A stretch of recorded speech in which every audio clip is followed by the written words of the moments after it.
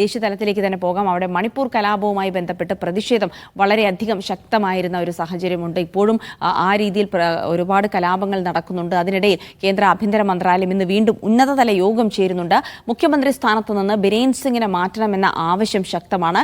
ഏറ്റവും പ്രധാനപ്പെട്ടത് നമ്മൾ ഈ ഉപതെരഞ്ഞെടുപ്പുമായി ബന്ധപ്പെട്ടുള്ള കാര്യങ്ങൾ പറഞ്ഞുകൊണ്ടിരിക്കുമ്പോൾ ദേശീയ തലത്തിൽ ഏറ്റവും പ്രധാനപ്പെട്ട തെരഞ്ഞെടുപ്പുകൾ കൂടെ നടക്കുകയാണ്. മഹാരാഷ്ട്ര, ജാർഖണ്ഡ് നിയമസഭാ തെരഞ്ഞെടുപ്പ് പരസ്യ പ്രചാരണം കൂടെ ഇന്ന് അവസാനിക്കും. ജാർഖണ്ഡിൽ രണ്ടാം ഘട്ടത്തിൽ തെരഞ്ഞെടുപ്പ് നടക്കുക 38 സീറ്റിലാണ്. മഹാരാഷ്ട്രയിൽ 288 സീറ്റുകളിൽ തെരഞ്ഞെടുപ്പ് നടക്കും. പ്രധാനപ്പെട്ട നേതാക്കളൊക്കെ മഹാരാഷ്ട്രയിലും ജാർഖണ്ഡിലുമൊക്കെ പ്രചാരണത്തിനായി എത്തുന്നു എന്നുള്ള വിവരങ്ങൾ കൂടിയുണ്ട്. തൗഫീഖ് അസ്ലത്തിലേക്ക് തന്നെയാണ് ആദ്യ വിവരങ്ങൾക്കായി പോകുന്നത്. തൗഫീഖ്, ഏറ്റവും പ്രധാനപ്പെട്ടത് ഉപതെരഞ്ഞെടുപ്പുമായി ബന്ധപ്പെട്ട വാർത്തകളുണ്ട്. ഒപ്പം തന്നെ മണിപ്പൂർ ഇപ്പോഴും അശാന്തമായി തുടരുന്നു. അതുമായി ബന്ധപ്പെട്ട വലിയ പ്രതിഷേധങ്ങളുണ്ട്. ഈ സംഘർഷം അവസാനിപ്പിക്കാൻ കേന്ദ്രം എന്ത് നടപടിയെടുക്കുമെന്നുള്ള കാര്യങ്ങളൊക്കെ ഉറ്റുനോക്കുന്നുണ്ട്. ഒപ്പം തന്നെ ഡൽഹിയിലെ വായു ഗുണനിലവാരം എവിടെ എത്തി നിൽക്കുന്നു ഇപ്പോൾ?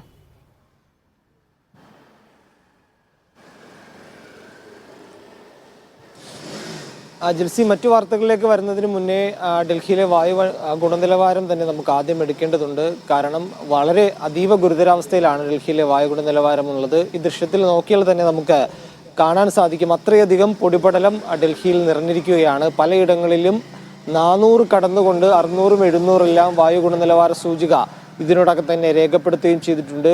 രാജ്യത്തെ ഏറ്റവും കൂടുതൽ മലിനീകരണമായിട്ടുള്ള നഗരങ്ങളിൽ ഒന്നായി ഡൽഹി മാറിയിരിക്കുന്നുവെന്നാണ് ഇന്ന് രാവിലെ പുറത്തു വന്നിരിക്കുന്ന റിപ്പോർട്ടുകൾ. അതുകൊണ്ട് സ്കൂളുകൾക്കുൾപ്പെടെ ഡൽഹി സർക്കാർ അവധി നൽകിയിരിക്കുകയാണ്. ഓഫീസുകൾ ഉൾപ്പെടെ കേന്ദ്ര സർക്കാരും അതോടൊപ്പം തന്നെ സംസ്ഥാന സർക്കാരുമെല്ലാം വർക്ക് ഫ്രം ഹോമിലേക്ക് മാറ്റുന്ന കാര്യത്തെക്കുറിച്ച് ആലോചിക്കണമെന്നുള്ള നിർദ്ദേശവും കൂടി ഇപ്പോൾ സർക്കാർ നൽകിയിട്ടുണ്ട്. അതോടൊപ്പം തന്നെ വലിയ രീതിയിലുള്ള നിയന്ത്രണങ്ങൾ ഏർപ്പെടുത്തിയിട്ടുണ്ട്.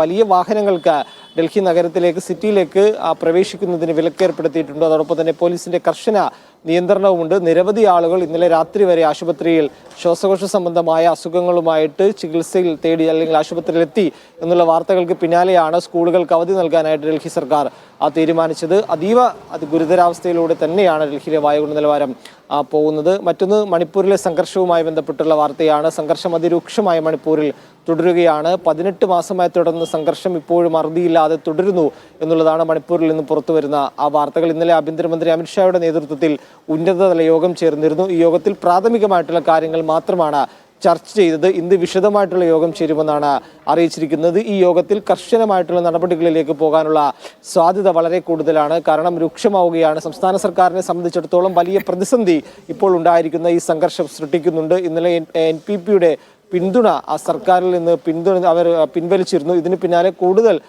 പ്രതിസന്ധിയിലേക്കാണ് സംസ്ഥാന സർക്കാർ പോകുന്നത്. ഇന്നലെ കോൺഗ്രസ് ഉൾപ്പെടെ BJPയെ വെല്ലുവിളിക്കുകയും ചെയ്തിരുന്നു. ഒരു തെരഞ്ഞെടുപ്പിന് BJP തയ്യാറാണെങ്കിൽ തങ്ങളുടെ MLA-മാരെല്ലാവരും രാജിവെക്കാൻ തയ്യാറാണെന്ന് കോൺഗ്രസിന്റെ PCC പ്രസിഡന്റ് ഇന്നലെ പ്രഖ്യാപിച്ചിരുന്നു. വലിയ വെല്ലുവിളിയാണ് BJP സർക്കാർ ഇപ്പോൾ മണിപ്പൂരിലേൽക്കുന്നത്. അതോടൊപ്പം തന്നെ കേന്ദ്ര സർക്കാരും വലിയ പ്രതിസന്ധിയിൽ തന്നെയാണ് നിലവിലുള്ളത്. ഏതെങ്കിലും രീതിയിൽ ഈ പ്രശ്നത്തിന് പരിഹാരം കാണാനാകാതെ വലിയ ബുദ്ധിമുട്ടിലാവുകയാണ് കേന്ദ്രത്തിന്റെ ഭാഗത്തു നിന്നുകൊണ്ടുള്ള വീഴ്ചയാണ് ഈ സംഘർഷം ഇത്രയധികം വ്യാപിക്കാൻ കാരണമായതെന്നാണ് പ്രതിപക്ഷം ഉൾപ്പെടെ ഇപ്പോൾ ആരോപിക്കുന്നത്. അതിനിടയിൽ പല മൃതദേഹങ്ങളും പലയിടങ്ങളിൽ നിന്ന് ലഭിക്കുന്നതായിട്ടുള്ള വാർത്തകൾ കൂടി പുറത്തു വരുന്നുണ്ട്. മെയ്ത്തികളും കുക്കികളും വലിയ രീതിയിലുള്ള പ്രതിഷേധവുമായി ഇപ്പോൾ രംഗത്തെത്തിയിട്ടുണ്ട്. ഡൽഹിയിൽ ഉൾപ്പെടെ ഇരു സംഘടനകളും പരസ്പരം പഴിചാരിക്കൊണ്ട് ആരോപണങ്ങൾ ഉന്നയിച്ചുകൊണ്ടുള്ള പ്രതിഷേധങ്ങളാണ് തുടരുന്നത്. മറ്റൊന്ന് തിരഞ്ഞെടുപ്പാണ്. തെരഞ്ഞെടുപ്പിലേക്ക് കടക്കുകയാണ്. മഹാരാഷ്ട്രയും അതോടൊപ്പം തന്നെ ജാർഖണ്ഡുമാണ് വിധിയെഴുതാനായിട്ട് ഇപ്പോൾ ഒരുങ്ങുന്നത്. വാശിയേറിയ പോരാട്ടമായിരുന്നു അല്ലെങ്കിൽ വാശിയേറിയ പ്രചാരണമായിരുന്നു ഇരു സംസ്ഥാനങ്ങളിലും ഉണ്ടായത്. ഈ മണിപ്പൂർ സംഘർഷത്തിന്റെ പശ്ചാത്തലത്തിൽ ആഭ്യന്തരമന്ത്രി അമിത്ഷായുടെ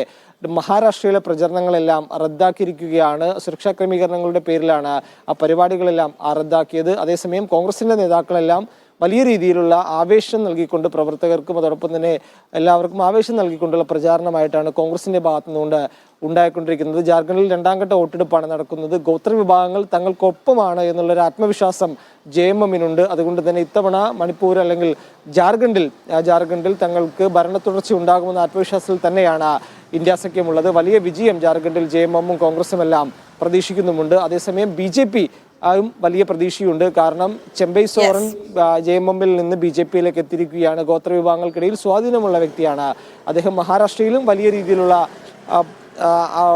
രീതിയിലുള്ള പിന്തുണ കോൺഗ്രസിനുണ്ടെന്നാണ് കോൺഗ്രസ് നേതാക്കളെല്ലാം ഇപ്പോൾ പറയുന്നത്. കൊണ്ട് മഹാവികാസ് അഘാടി സഖ്യം വലിയ രീതിയിലുള്ള വിജയം പ്രതീക്ഷിക്കുന്നുമുണ്ട്.